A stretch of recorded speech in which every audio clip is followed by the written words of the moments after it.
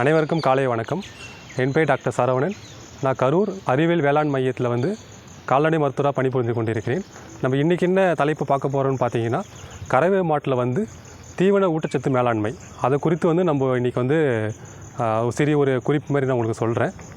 இப்போ அதில் ஃபஸ்ட்டு பார்த்தீங்கன்னா, இப்போ பொதுவாக நம்ம கறவை மாட்டில் தீவனம் நம்ம என்னென்ன கொடுத்துட்டு வரோம் அப்படின்னு பார்த்தீங்கன்னா, பசுந்தீவனம், உலர் தீவனம், அடர் தீவனம். இது நம்ம பொதுவாக நம்ம கறவை மாட்டுக்கு கொடுக்க வேண்டிய ஊட்டச்சத்து நம்ம கொடுக்கணும். நம்ம தமிழ்நாட்டில் நம்ம பொதுவாக என்ன பண்ணுவோம் பார்த்தீங்கன்னா, இது மூணுமே சரிவர நம்ம கொடுக்கறது இல்லை. அப்படி நம்ம கொடுக்கும்போது நம்ம சரியாக கொடுக்காதால நம்மளுக்கு என்னென்ன மாட்டுக்கு பிரச்சனை வரும்னு பார்த்தீங்கன்னா, பால் உற்பத்தி உங்களுக்கு கம்மியாகும். சரிங்களா? பால் உற்பத்தி கம்மியாகிறது.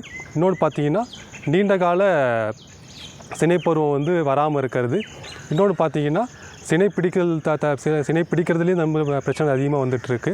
இன்னொன்று பார்த்தீங்கன்னா, மாட்டில் நோய் எதிர்ப்பு தன்மை அதிகமாக இருக்குது. சரிங்களா?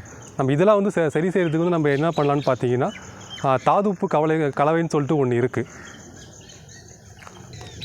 இப்போ நான் தாதுப்பு கலவை சொன்னோம் பார்த்தீங்களா, அதுதான் இந்த தாதுப்பு கலவைன்றது. நம்ம தாதுப்பு பாக்கெட் இது.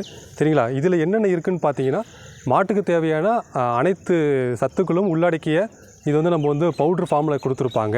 இதில் முக்கியமாக பார்த்தீங்கன்னா, மாட்டுக்கு தேவையான அதாவது கால்சியம், பாஸ்பரஸு, அப்புறம் இரும்பு சத்து, அப்புறம் துத்தநாகம், கந்தகம், இது போன்ற தேவையான ஊட்டச்சத்து எல்லாமே உள்ளடக்கிய பொருள் தான் இந்த பவுட்ரு. நம்ம தினமும் மாட்டுக்கு நம்ம டெய்லியும் கொடுக்குற பட்சத்தில் என்ன ஆகும்னு பார்த்தீங்கன்னா, அது தேவையான ஊட்டச்சத்து நம்மளுக்கு கிடைக்கும், சத்து குறைபாடுகள் நீங்கும். சரிங்களா?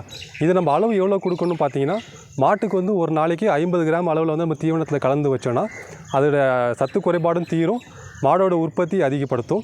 இதை நம்ம தொடர்ச்சியாக நம்ம எல்லா மாட்டுக்கும் கொடுக்கலாம். நீங்கள் கறவை மாட்டுக்கு கொடுக்கணும்னு இல்லை, நம்ம கன்றுக்குட்டிக்கும் தனியாக கொடுக்கலாம். இன்னொன்று கிடாரி மாடுகள், இன்னொன்று காளை மாட்டுக்கும் தரலாம். இப்போ நம்ம காளை மாடை நம்ம விந்தணுக்கள் உற்பத்தி அதிகப்படுத்தும் காளை மாட்டில். இன்னொன்று பார்த்தீங்கன்னா, பால் கறக்கிற மாட்டில் பாலோட தரத்தை உயர்த்தும். இன்னொன்று பார்த்தீங்கன்னா, பால் கொழுப்பு சத்து அதிகப்படுத்தும். அதை நம்ம ஆராய்ச்சியில் நம்ம கண்டுபிடிச்சிருக்காங்க. இன்னொன்று பார்த்தீங்கன்னா, சென மாடு இருக்குது. சென மாட்டுக்கு போடலாமா சார்னு, சென மாட்டுக்கு நீங்கள் தைரியமாக கொடுக்கலாம். சென மாட்டுக்கு நீங்கள் கொடுக்கும்போது என்னென்ன நன்மை கிடைக்கும்னு பார்த்தீங்கன்னா, கன்றுக்குட்டி வளர்ச்சிக்கு உங்களுக்கு பயனுள்ளதாக இருக்கும்.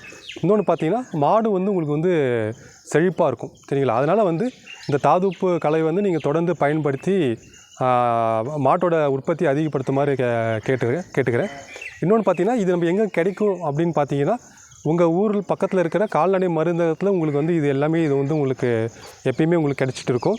இது நீங்கள் தொடர்ந்து ஹாஸ்பிட்டலில் போயிட்டு டாக்டர் மூலிமா நீங்கள் இதை வாங்கிட்டு தொடர்ந்து பயன்படுத்தினா உங்களுக்கு மாடு நல்லாயிருக்கும், அதோட உற்பத்தியும் உங்களுக்கு அதிகப்படுத்தும். சரிங்களா? இன்னொன்று பார்த்தீங்கன்னா, நம்ம ஏற்கனவே நான் ஒன்று சொன்ன மாரி தாதுப்பு கலவை பவுட்ரு ஃபார்மில் ஒன்று சொன்னேன். இப்போ அதே தாதுப்பு கட்டின்னு ஒன்று இருக்குது.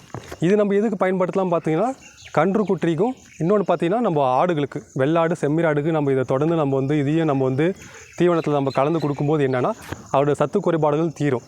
நம்ம இது கன்றுக்குட்டி எப்படி கொடுக்கணும்னு பார்த்தீங்கன்னா, நம்ம மாட்டு கொட்டகை இருக்குது அப்படின்னா நம்ம அதை கட்டி அந்த ஒரு கயிறு மாரி கட்டி நம்ம மாட்டோட கொட்டைகள் நீங்கள் கட்டி தொங்க விட்டிங்கன்னா, கன்றுக்குட்டி அந்த வளர்ச்சிக்கு ஏற்ற மாரி உங்களுக்கு நக்கி அதை சாப்பிட்டு அதோட டேஸ்ட்டு அது எடுத்துக்கும்.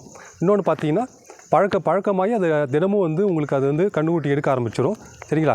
இது நம்ம கொடுக்குறதால என்ன நம்ம கன்றுக்குட்டி நல்லது பார்த்தீங்கன்னா, சில கன்றுக்குட்டி என்ன பண்ணுன்னா, சத்து குறைபாடில் என்ன பண்ணும், கீழே இருக்கிற மண்ணை சாப்பிடும். இன்னொன்று தீவனம் இல்லாத பொருட்கள், அதாவது மாட்டு கொட்டையில் இருக்கிற அதை கட்டை இல்லை தரை அதை நக்க ஆரம்பிக்கும். சரிங்களா? அப்படின்றப்ப அதனால் சத்து குறைபாடு நம்ம நம்ம ஈஸியாக பார்த்துடலாம். ஸோ அதை தீக்கிறதுக்காக நம்ம என்ன பண்ணுறோம் பார்த்தீங்களா, இந்த தாதுப்பு கட்டியை பயன்படுத்தணும். இதை நம்ம ஆட்டுக்கு தரலாம். இது ஆட்டுக்கு நம்ம வைக்கும்போது என்னென்னா, 5 ஆட்டுக்கு ஒரு தாதுப்பு கட்டின்ற முறையில் நீங்கள் ஆட்டோட ஷெட்டில் நீங்கள் கட்டி விட்டிங்கன்னா அது பயனுள்ளதாக இருக்கும். அதனால் சத்து குறைபாடு நீங்கும். இன்னொன்று, கன்றுக்குட்டியோட வளர்ச்சி அதிகப்படுத்தும். நீங்கள் சின்னதுலேருந்து கன்றுக்குட்டி கொடுக்க ஆரம்பிச்சிங்கன்னா என்னென்னா அதோட வளர்ச்சி அதிகமாகும். இன்னொன்று பார்த்தீங்கன்னா, அதுக்கு தேவையான சத்து எல்லாமே கிடைக்கும். அதெல்லாம் கன்றுக்குட்டி உங்களுக்கு நல்ல ஷைனிங்காகவே இருக்கும் உங்களுக்கு. இப்போ இது வரைக்கும் நம்ம மாட்டுக்கான தாதுப்பு பவுடரும் தாதுப்பு கட்டியும் பார்த்தோம். இன்னொன்று, இப்போ என் கையில் இருக்க பொருள் என்னென்னு பார்த்தீங்கன்னா, இது நம்ம மாட்டுக்கு கொடுக்க வேண்டிய ஒரு நுண்ணூட்ட கலவை. சரிங்களா? இது நம்ம தமிழ்நாட்டில் இப்போ நம்ம கறவை மாட்டுக்கு பார்த்தீங்கன்னா, நம்ம ஏற்கனவே சொன்ன மாரி உங்களுக்கு தாதுப்பு கலவை இருக்குது, இன்னொன்று தாதுப்பு கட்டி இருக்குது. சரிங்களா? அது நம்ம ஒரு பக்கம் நம்ம கொடுத்தாலுமே, முக்கியமாக நம்ம கறவை மாட்டில் நம்ம தீவனம் நம்ம என்ன கொடுக்குறோம் பார்த்தீங்கன்னா, அரிசி கஞ்சி. இது நம்ம இப்போ தமிழ்நாட்டில் பெருவாரியான மக்கள் வந்து நம்ம வந்து இதுதான் வந்து தீவனமாக நம்ம வந்து பயன்படுத்துகிறோம். நம்ம ரேஷன் கடையில் கொடுக்குற அரிசி, இல்லை மீந்து போன காய்கறி, இல்லை மீந்து போன சாப்பாடு, இதுதான் நம்ம வந்து மாட்டுக்கு வந்து தீவனமாக நம்ம வந்து அதிகமாக பிறகு கொடுத்துட்ருக்கோம். ஸோ இது நம்ம கொடுக்குறதால என்ன ஆகும்னு பார்த்தீங்கன்னா மாவுச்சத்து, நம்ம இது எல்லாமே மாவு சத்து தான். மாவுச்சத்து நம்ம அதிகமாக கொடுக்கும்போது என்ன மாட்டுக்கு என்னென்ன பிரச்சனை வரும் பார்த்தீங்கன்னா, அதோட வயிற்றில் செரிமான கோளாறு வரும். அது செரிமானம் பண்ணுறது ஒன்று. இன்னொன்று பார்த்தீங்கன்னா செரிமானத்துக்கு உதவக்கூடிய நல்ல நுண்ணுயிர்கள் அது எல்லாமே வந்து அந்த மாவுச்சத்தால் என்ன பண்ணும், அமிலத்தன்மை உற்பத்தி ஆகும். அந்த வயிற்றுலேருந்து அமிலத்தன்மை அதிகமாக உற்பத்தி ஆகிறது என்னென்னா நல்ல நுண்ணுயிர்கள் எல்லாமே என்ன ஆகும், அதோட எண்ணிக்கை வந்து குறைய ஆரம்பிச்சிடும். நம்ம அது குறையும் போது என்னென்னா ஆட்டோமேட்டிக்காக வந்து உங்களுக்கு வந்து அது பாலோட உற்பத்தி குறையும். இன்னொன்று பார்த்தீங்கன்னா உங்களுக்கு சினைப்பிடிகள் தன்மை குறையும். இன்னொன்று பார்த்தீங்கன்னா மாட்டில் வந்து அந்த குழம்பு பிரச்சனை அதிகமாக வரும். நம்ம மாவுச்சத்து அதிகமாக கொடுக்குறதால என்னென்னா நம்ம குழம்பு வீக்கம் அந்தமாதிரி பிரச்சனை இருக்கும். இன்னொன்று பார்த்தீங்கன்னா உங்களுக்கு செரிமான கோளாறு, அது மூலிமா பார்த்தீங்கன்னா உங்களுக்கு சாணம் வந்து உங்களுக்கு வந்து தண்ணியாக போட ஆரம்பிச்சிடும். ஸோ உங்களுக்கு தண்ணியாக போடுறதுனாலே என்ன பிரச்சனைன்னு பார்த்தீங்கன்னா உங்களுக்கு செரிமானம் சரியாக இல்லை, ஜீரணம் வந்து சரியாக ஆகலை அப்படின்னு தான் வந்து அறிகுறி இருக்கும். சரிங்களா? அதை வந்து நம்ம கட்டுப்படுத்துறதுக்கு நம்ம தமிழ்நாடு கால்நடை துறையில் என்ன பண்ணியிருக்காங்கன்னு பார்த்தீங்கன்னா ஒரு நல்ல நுண்ணூட்ட கலவை, அது பேர் வந்து தானுவாஸ் கிராண்டுன்னு சொல்லுவாங்க. இது வந்து நம்ம பக்கத்தில் இருக்கிற எல்லா கால்நடை மருந்தகத்திலும் நம்ம வந்து உங்களுக்கு எப்பயுமே கிடச்சிட்டே இருக்கும். இதை நீங்கள் எப்பயுமே பயன்படுத்தலாம்.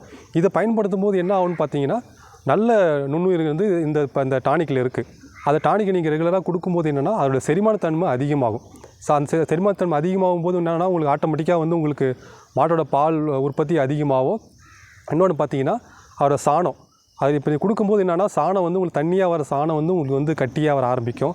இன்னொன்று பார்த்தீங்கன்னா அந்த மாட்டு கொழும்பில், ஏன்னா மாவுச்சத்து அதிகமாக என்ன சொன்னேன், அந்த வந்து குழம்புல வந்து வீக்கம் அதிகமாக இருக்கும். அந்த வீக்கம் அதிகமாக என்ன ஆகுனா உங்களுக்கு மாடோட நட மாறும். அதனால் உங்களுக்கு வந்து பால் உற்பத்தி அதிகமாக உங்களுக்கு வந்து கெட்டுரும். ஸோ அதனால் நம்ம என்ன பண்ணுவோம் பார்த்தீங்கன்னா இந்த டானிக்கு நீங்கள் கொடுக்கும்போது என்னென்னா உங்களுக்கு ஆட்டோமேட்டிக்காக பால் உற்பத்தி அதிகமாகும். சரிங்களா? இது அளவு எவ்வளோ கொடுக்கணும்னு பார்த்தீங்கன்னா ஒரு நாளைக்கு வந்து 20 மில்லி தரணும்.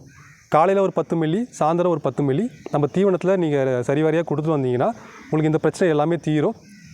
இன்னொன்று பார்த்தீங்கன்னா வந்து உங்களுக்கு சினைப்பிடிக்கும் தன்மை, இதை நாங்கள் வந்து இப்போ நாங்களே இங்கே லோக்கல் எல்லா மாடலும் நம்ம கொடுத்து நாங்கள் வந்து டெஸ்ட் பண்ணோம்.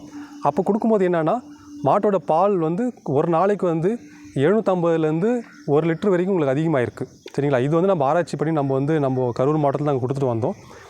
அப்போ அதே போல் என்ன பண்ணலாம் பார்த்தீங்கன்னா இது வந்து நம்ம கறவை மாட்டு கொடுக்கணும். இன்னொன்று பார்த்து எந்தெந்த மாட்டு கொடுக்கக்கூடாது அப்படின்னு பார்த்தீங்கன்னா நம்ம கன்றுக்குட்டிக்கு இந்த வந்து பரிந்துரை கிடையாது. ஏன்னா கன்றுக்குட்டிக்கு வயிறு வந்து அந்த வயிற்று வந்து முழு வளர்ச்சி இருக்காது. ஸோ அப்படின்றப்ப என்னென்னா உங்களுக்கு வந்து செரிமான கோளாறு வரும் இதை நம்ம கொடுக்கறதால. இன்னொன்று பார்த்தீங்கன்னா ஆட்டுக்குட்டி, உங்களுக்கு வெள்ளாடு, செம்மறியாடு, அதுமாதிரி ஆடுகள் நம்ம வந்து பரிந்துரை கிடையாது. இது நம்ம எதுக்கு தரணும் பார்த்தீங்கன்னா வெறும் நம்ம கறவை மாட்டுக்கு மட்டும் தான் நம்ம வந்து இந்த டானிக் வந்து பயன்படுத்துகிறோம். சரிங்களா?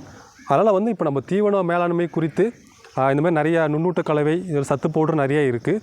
ஸோ இதெல்லாமே நீங்கள் வந்து பயன்படுத்தி உங்களோட மாட்டோட பால் உற்பத்தியும் உங்களோட மாடோட வளர்ச்சிக்கும் நீங்கள் வந்து பயன்படுத்துமாறு கேட்டுக்கொள்கிறோம்.